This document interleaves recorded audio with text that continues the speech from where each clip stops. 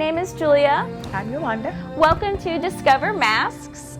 Today we're going to talk a little bit about the history of masks, and then Yolanda is going to show us how to make the masks that are in your packets. Now, masks have been around for a really long time.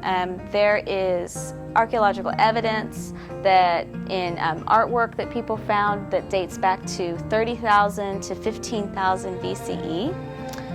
Right now, we are wearing masks in this country because of a pandemic, because there's a widespread illness and there's a belief that wearing the masks will prevent people from getting sick. This is not the first time in the history of the United States where Americans wear masks to protect their neighbors. In fact, there was a Spanish flu epidemic in 1918 to 1919, and when again everybody was wearing masks to protect each other. Most of the time, though, we think of masks as something we wear for fun. Masks are really interesting. They have this transformational power to them. Okay, so what that means is when you put them on, you can sometimes think of yourself as different.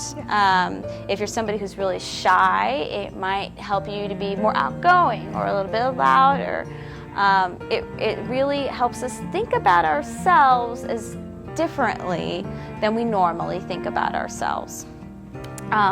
Again, we wear these masks all the time in this country for Halloween. Yeah, I was going to say, to your point about transformational power, I am not a person who is very loud, and I don't like to be in front of people so much, but I love to dress up. And I love the masks because they kind of give you this hidden oomph that you need. You can have fun, you can relax, and you can get in character, if you will.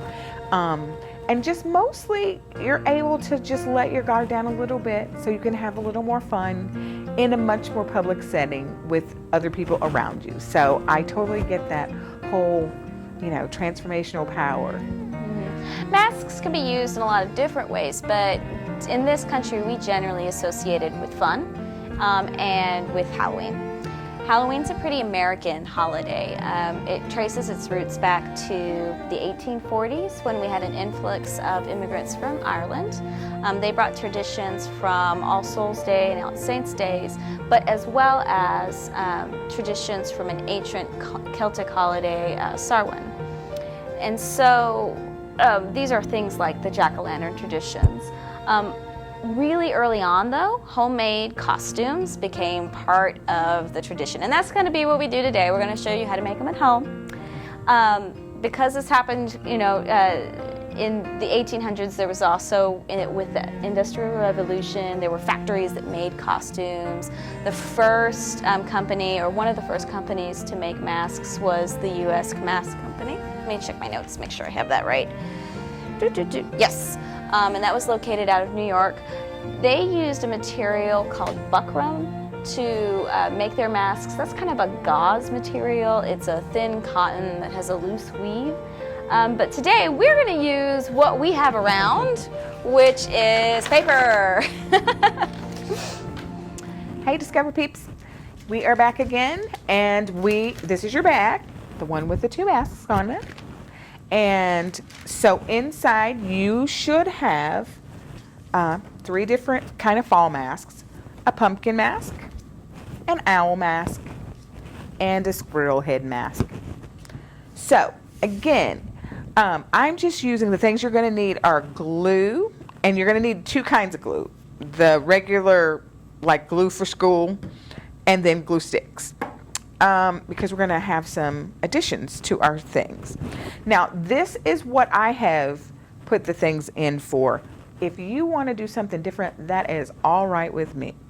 So the first thing you're going to want to do is get some crayons, or I did. You can use markers, but I want to show you the technique I used to color. And we'll start with the pumpkin mask. So I didn't want my pumpkin to be kind of boring orange.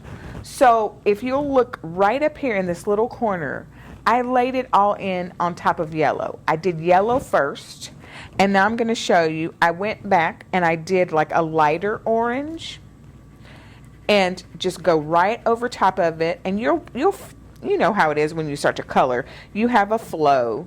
So keep your flow so it looks a little neater. It doesn't have to be terribly neat. That could be a thing too. And so then I'm going to use my darker one to add a little more shadow. And I will show you that. Up around where the leaves are, I put in a little more dark so that you could see it's casting shadows. And it makes it look a little more 3D. Of course, these are not. They are 2D, but we can make them. We can make an illusion to where they look like they are.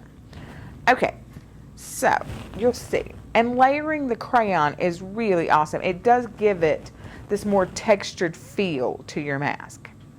All right, so that's what I wanted to show you using that. So after you have it all colored, in your bag you have a little packet of something that looks like this. Inside there you have some little sequins.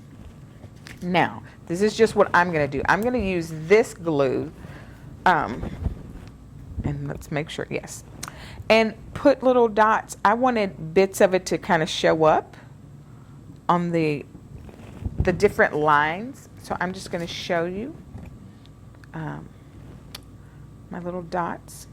And I think this particular glue will be better than glue sticks. First of all, I think the glue sticks are actually, if you try to do it for these, they're going to stick to your finger. This way, I don't think it will. Or less likely to. And I'll show you what I'm doing here. So that's what it looks like, and I just followed the lines and put a little bling on it. So I'm going to do that with the next two, and I'll show you what it looks like. And my glue is going a little wonky, but that's okay. We'll keep it moving.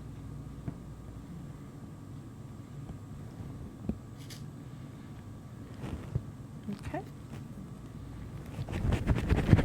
I need to give it a little shake. Let it sit there. All right.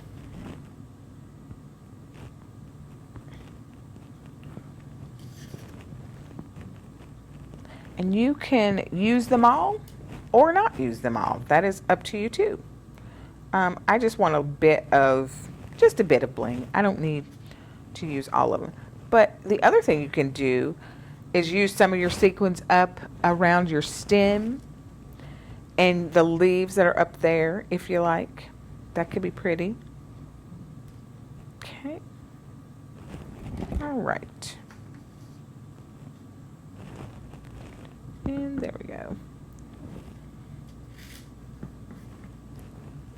And okay, so it looks a little bit like it needs a little more, so I'm going to do a couple more, and then I will show you how to put on your stem so you can actually wear your mask or hold it up to your face. These are not wearable in the way that we normally think of wearing masks.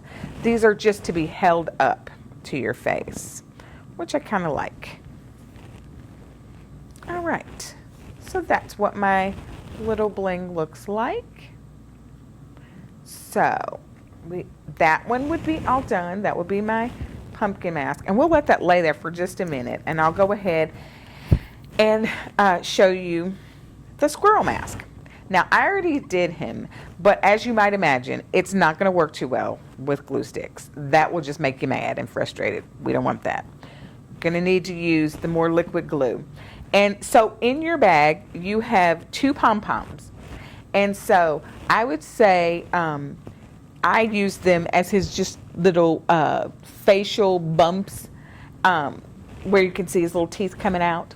And so again, after you've colored it the way you want to, which I also layered, you can tell in here, I used, instead of just a brown, I used red, brown, blacks, and pinks.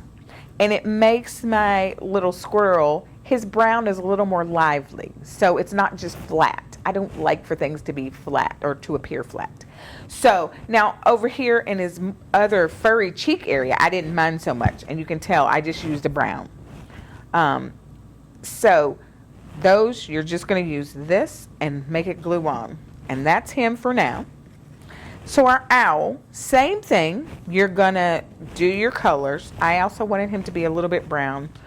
So he's kind of like my squirrel in that I pumped up his brown with some red and pinks.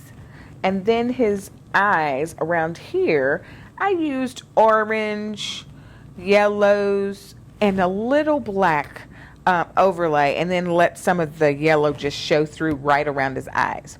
So the other thing, you're going to need to use this glue again. So you should have 2 feathers also in your bag, and let me show you. They're going to be his like eyebrows. So let's see here. There we go. And I'm going to kind of arch them up. You can see, I'll show you how I'm doing my glue. I just put a big swig in kind of an arched way. See?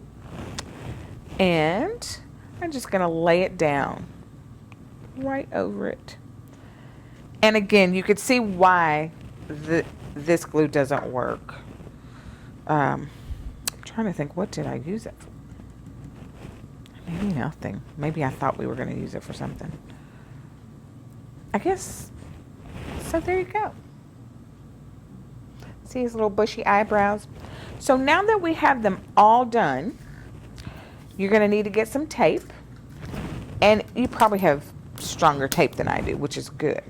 So whatever dominant hand you use, we're going to take the tongue depressors that are in there, and you should have 3 of these. We're going to lay it down, and I'm going to tape it twice just to make sure it stays on. You can glue these if you like. It'll just mean it takes a little bit longer for you to play with them.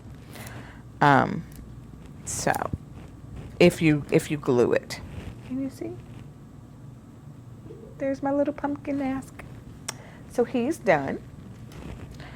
And so here's my squirrely girl, we're going to call her.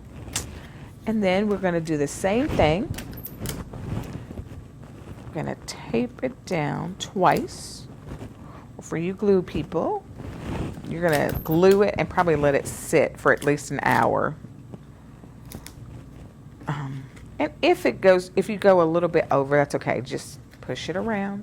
And there you go. There's our little squirrel. He's got a mouthful of nuts. He's hiding away for the winter. All right. And our last one is the owl. Again, all of these are kind of fall themed for us because, you know, it's getting cold out. It's turning out, I should say. Cooler, hopefully. Hopefully. Because if you can't tell, we pre-recorded these. All right. And there's our bushy owl. Ooh, ooh. So, hope you had fun making these with us today. And if you need to run these back, just remember we have a click list on our website where you can go and you can play this as many times as you need. Hi guys, thank you so much for joining us today. I hope you enjoyed making your masks and learning a little bit about their history. Have a good day. Bye, Discover Peeps.